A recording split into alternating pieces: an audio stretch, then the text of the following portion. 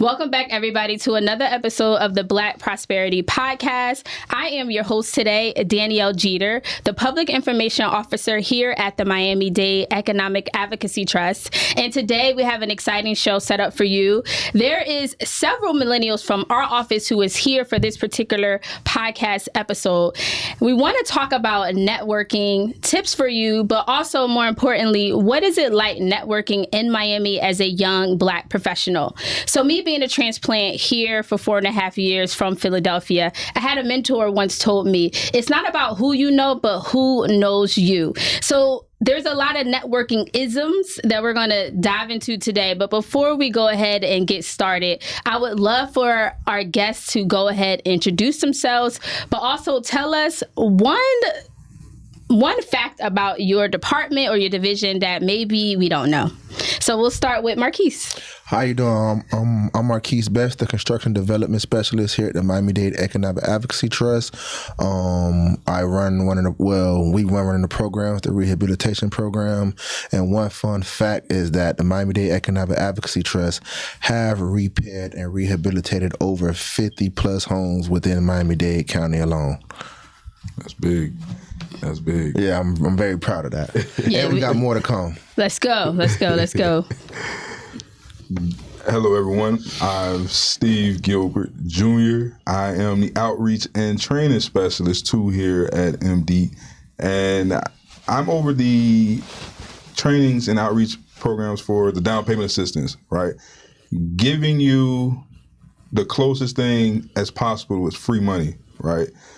So what our small little tidbit about our division is we have a program where we help up to $28,500.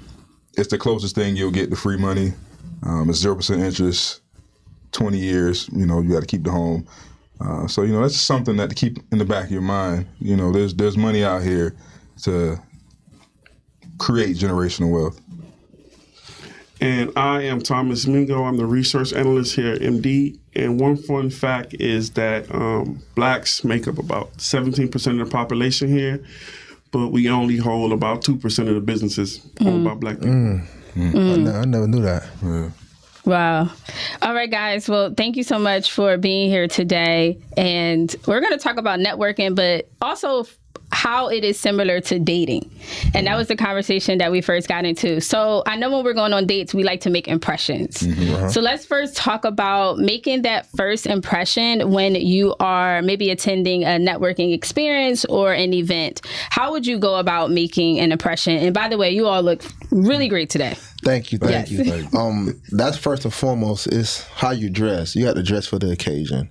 If you're dressed inappropriate, that's already a sign, a red flag. Yeah, you like stick out as well. Yeah, like a sore thumb. Yeah, if you're going to a gala and you're wearing cut up jeans and flared denims and a graphic T-shirt at a gala, like you're gonna be noticed, but not in the right way. You know what? I don't think they'll even let you in.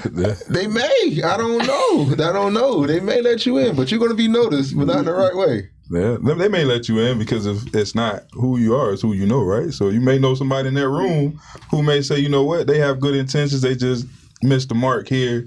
We ain't gonna hold that against them, but that is huge. They hold it against you. It definitely do. They hold it against definitely you. Do.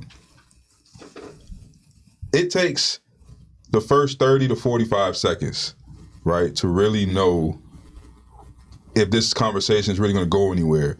When you're networking, right? So understanding that aspect behind it, you really want to leave an impression within that first 30 to 45 seconds of that conversation. Because if you say something that sticks with that person, chances are they're going to be like, you know what? When I spoke to this individual, they really hit home on what we were talking about, right? Another little tidbit, just a little tidbit, is when somebody introduces themselves, try and remember their name. Make that connection more personable, right? Because if you just told me your name is Danielle and I just said my name is Steve and I'm giving an example and I say, yeah, Danielle, when I went to the store the other day, I found such and such. I'm like, well, build that, that rapport. Yeah. Thomas? I feel like first impression, like he said, is everything. So being well dressed is one of the things that people first see. As well as being African American, we always have to overdo it in certain situations. So that is the first. That would be a good thing is dress well. Yeah. Yeah, I remember like one of my go-to strategies when it comes to dressing for the occasion is to like have a signature like statement or like having a statement piece, because that also opens up the conversation. So if you come in with like these incredible shoes or like this over-the-top dress or something like this really nice hat or really nice piece of jewelry, they'll be like, man, wow, you look great in that. Where'd you get those shoes? And it just opens up a human conversation. Like, oh, thank you, you know? And so that also helps you leave that impression, but it also allows you to kind of like still the room. And I learned that in networking through a fashion designer who used to style me. Well, he still does. And he actually made this top too. His name is Tyron Patrick, but he would style me. And that was one of his angles and what he would go for, is to make sure that I stood out in the rooms that I was a part of. So yeah, those are great. So I also want to talk about like researching the room to help you navigate and, you know, maximize those networking opportunities. So what have you done in the past to make sure that you did some research before you showed up?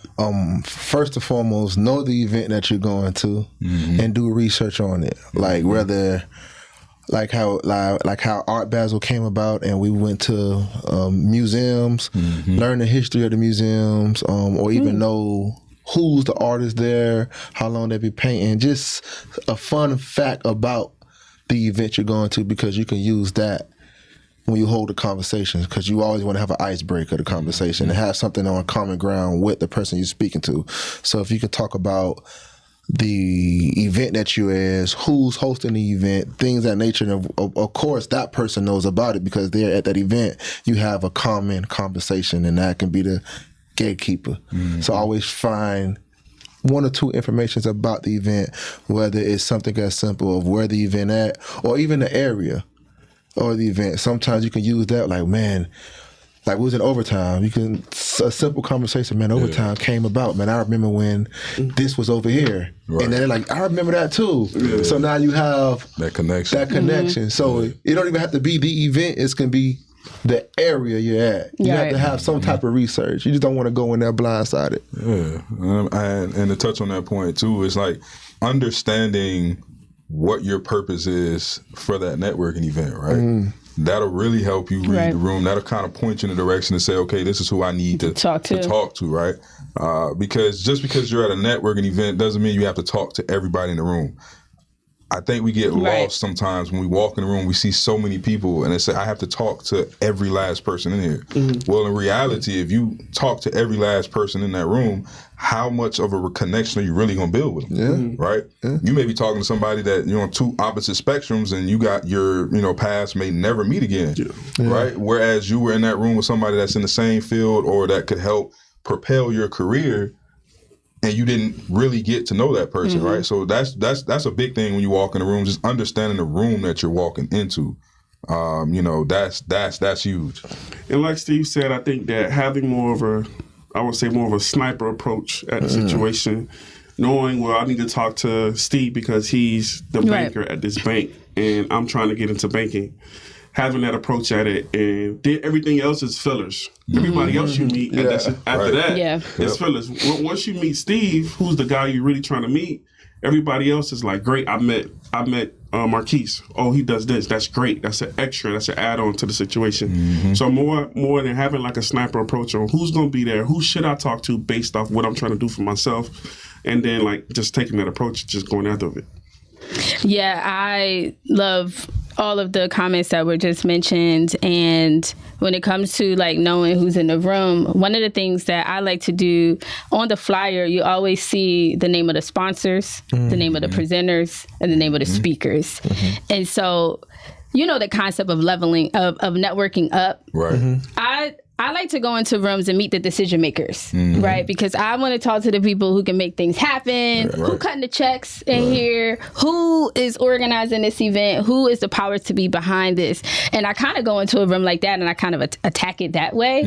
And I'm intentional about like, okay, Citizens Bank is sponsor, let me get their card. Right. You never know. We might be able to sponsor something else in the future that we have going on. So making sure that I'm connecting with those decision makers and the who's who in the room is a part of how I show up. And so making my decision, do I want to go to this event? Does this make sense for me to be in this room? Let me see, and read the event page, read the RSVP information that comes out, because, to your point, Marquise, you definitely don't want to be in a room and not be aware of what's happening. And then you might say something silly and people are like, what do you mean? This is the president of such and such bank. Like, and you talking bad about the bank. Right. You know what I'm saying? Looking at you like, So that research, just take a few minutes. You could do it right in your Uber. Yeah. Sit right in your Uber. I remember one time I was going to like a Grant Cardone. He was having his real estate conference or something, and I met Elena Cardone. I didn't know who these people were. I'm in the Uber Googling, so I knew what, as I'm pulling up at the event, I was like, this is the who of the what? Oh, I was like really taken back by the room I was about to walk in. I said I had no clue.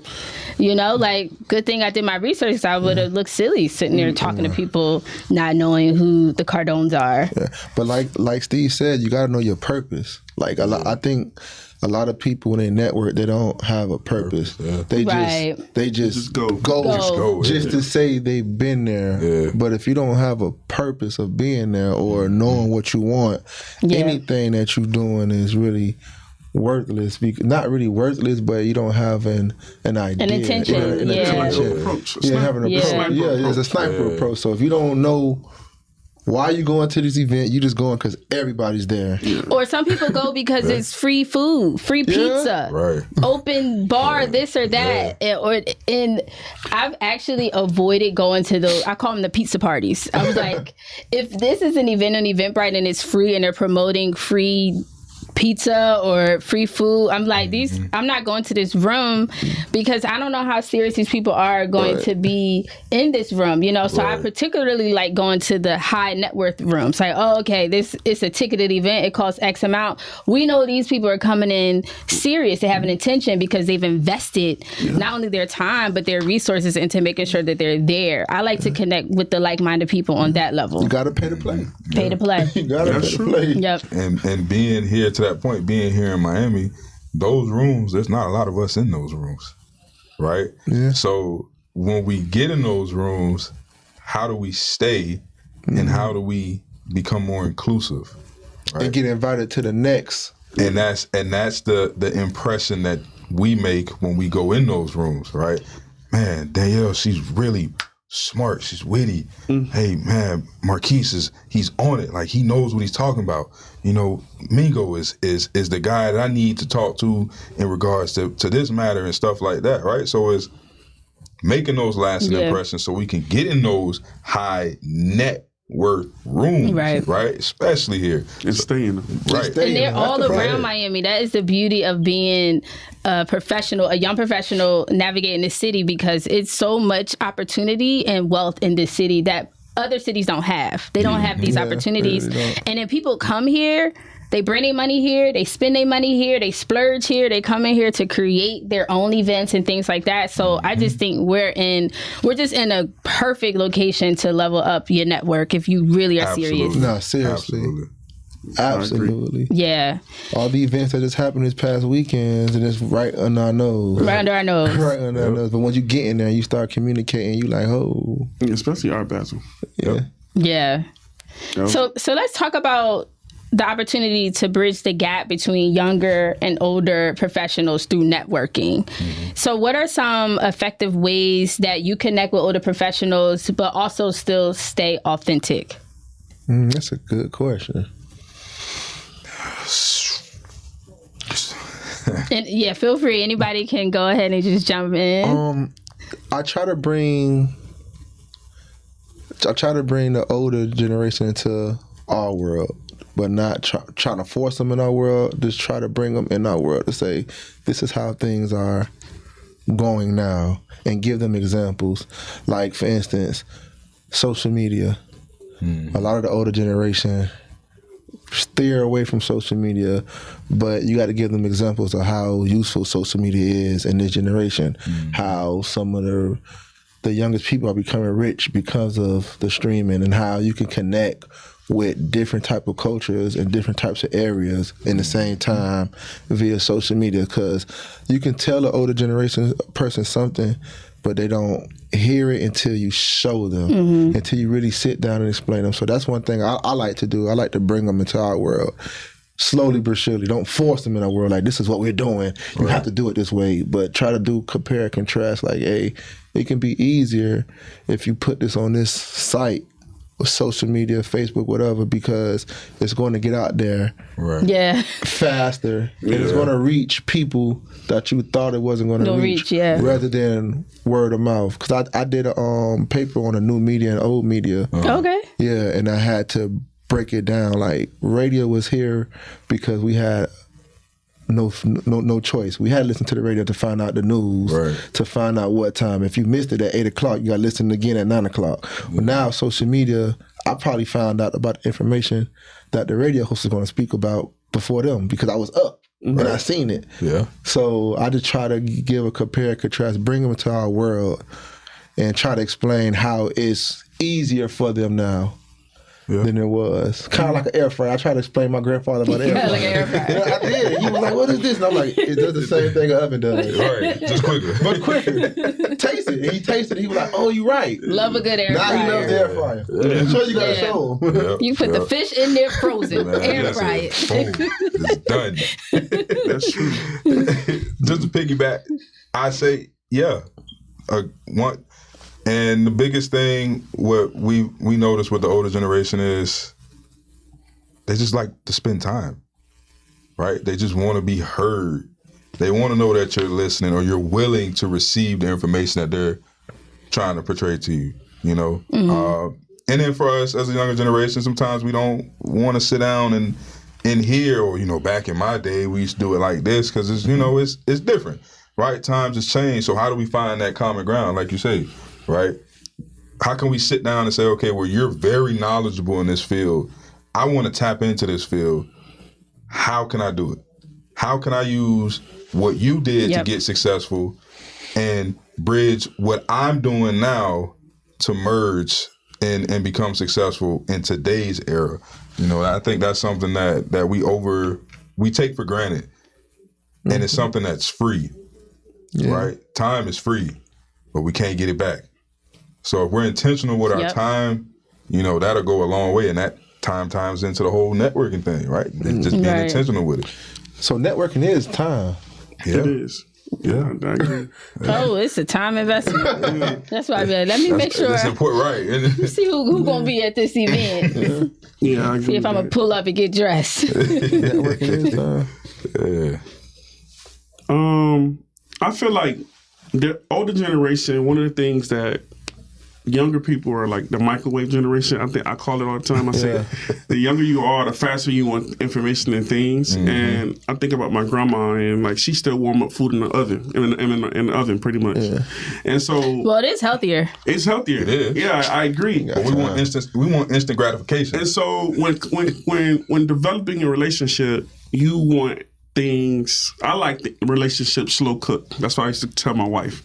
I want my relationship slow cooked, and I don't want it microwave. I feel like the older generation, the older generation, that's how they are. I don't want to just meet you at a networking event, and then I'm supposed to do business with you because I just met you. Right. I want to learn who you are as a person. I want to learn, do you have kids? Are you married?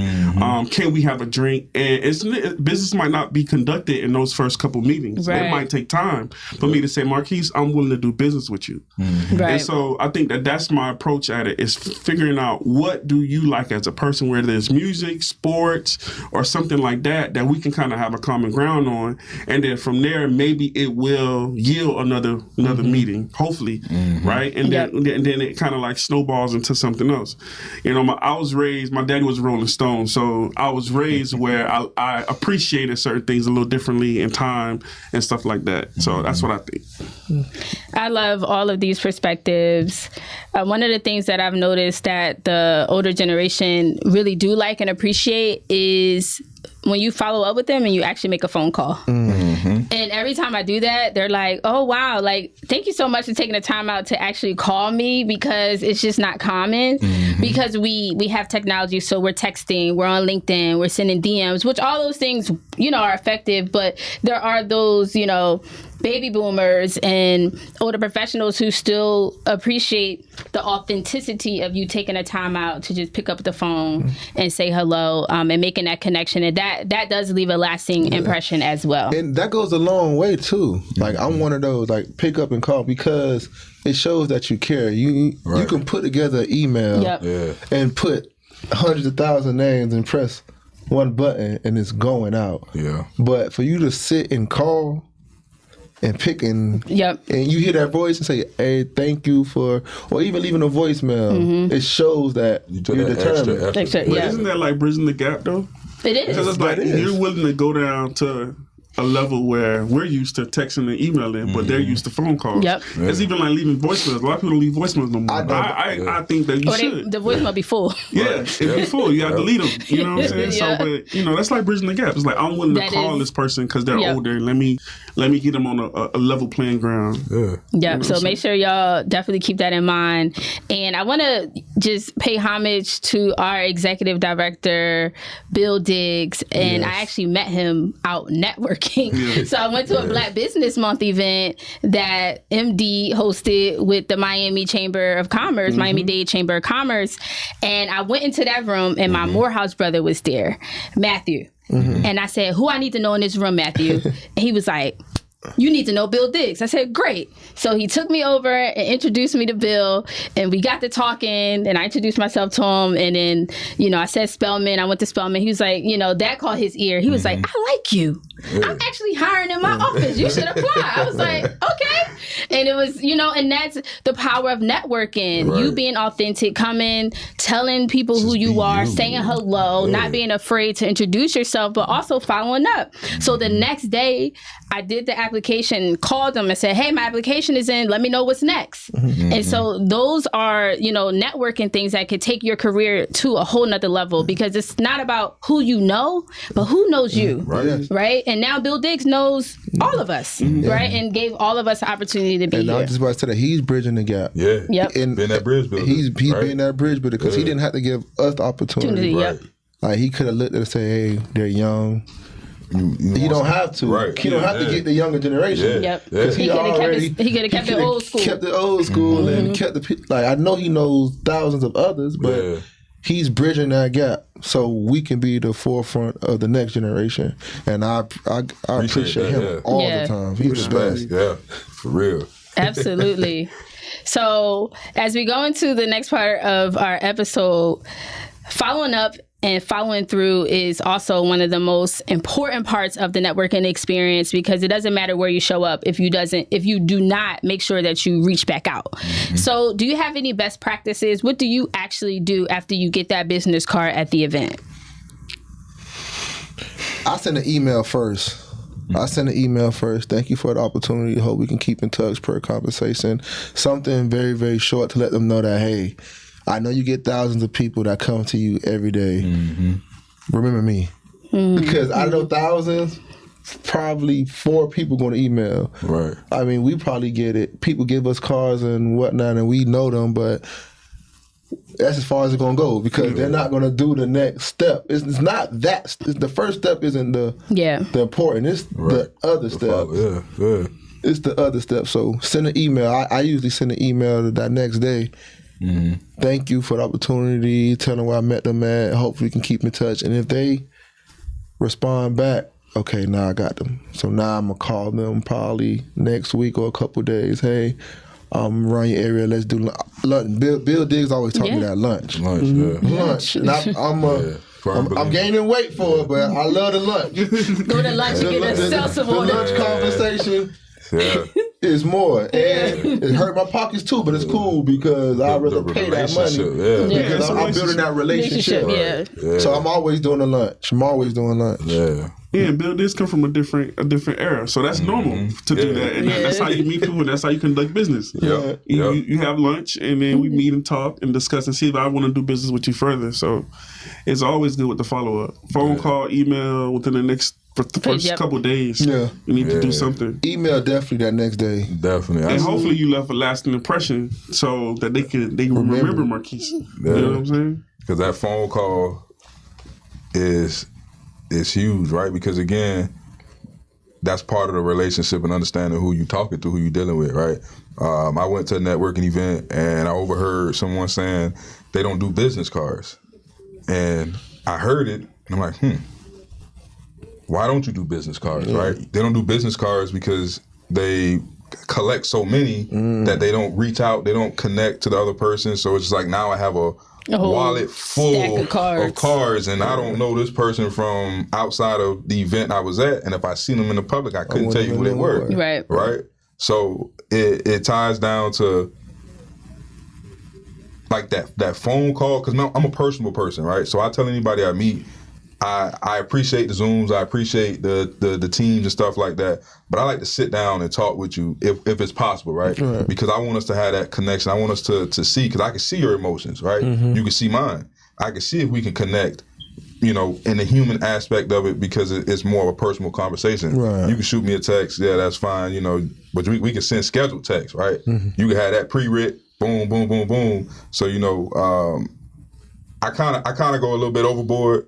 I'll call them, you know, we'll make that initial contact, we'll talk, and then I'll text them the next day, you know, and then we'll set something up like that. And I've noticed that they appreciate that extra mile of, well, you're really trying to get to know me and what I do. Maybe this can work, right? Because not everybody we meet, let's be honest, we gonna click, and that's okay. We gotta understand that. That's okay. That not everybody that I walk into a room, I'm supposed to click with. Right. You know, so... Yeah, I agree. But you're supposed to know if you're gonna click with them. Right. That's the problem. Yeah. Some people don't take the initiative to that try to vibe, figure that it conversation going to that small talk. That's going to tell something. It's going to tell it. 30 seconds, 45 seconds. That's all you do. You either going to say something that catch me, or you going to say something that makes me like, this is. Thank you for your time. Yeah. So how do you start the conversation in that first 30? Like, what's your go-to? Like, do you do a joke? I actually do the compliment thing. Well, I find, you know, something to compliment them on. Wow, I love your hair. Those earrings reminds me of some earrings I have. Or that's good. Those shoes, like. That's for the woman, though. Do you compliment a man? Yeah, compliment a man. Yeah. I can do it without flirting. Although we talk about networking like dating, but it also catches their attention, makes them smile, makes them feel seen, and then it kind of lets the guard down a little bit, because they be like, oh yeah, they might tell, oh yeah, this is bracelet I got from, I was traveling to such and such place, and you know, so I try to make the human connection before. You gotta have an icebreaker. Oh, what do you do? Like I have people coming to me, hey, what do you do? What's your name? Dry. It's so dry. Why are you here? Get away. Well, I'm sorry, did you call me? So that's me. I always just look at the event and I always say the same thing, like, oh, this is a great turnout, this event. That's smart. I always say that, like, this is a great turnout in this event. And they'll usually say, yeah, man, it's very good. That's the start. That's the start. That's the end. Right? That's the start. That's the start. I always look at the room and I'm speaking to the person. How if there's a lot of people here.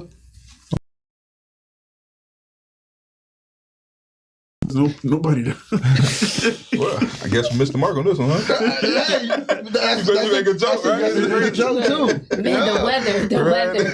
It's hot outside. Right. But whole time we inside. We like.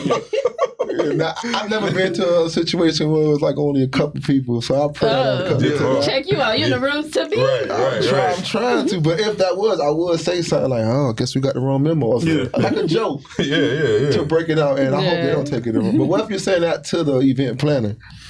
That'd be wrong. I mean, they can't take. It's out of their control. What it is. They knew it was going to be that turnout before you walked through. They got all the Eventbrite notifications. Right.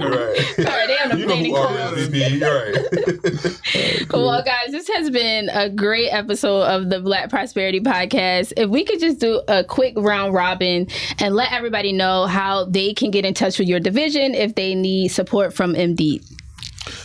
Well, you can reach me via email at Marquise, MARQUIS .best, BEST at Miami-Dade.gov. And you could also go to the MD website and all my information is there as well. Well, that's one of the great things about working with MD. All of our information is on that website, so you can also either send us an email or give us a call. But information is definitely on the website, and we encourage you to ask any questions. What they said. Thank you so much, everybody, for joining us. I'm Danielle Jeter, the Public Information Officer here at Indeed. We hope that this networking, like dating episode has been useful for you. And just like you're dating, make sure you make good connections, you're authentic, and you follow through. So until next time, we'll see you soon. Thank you.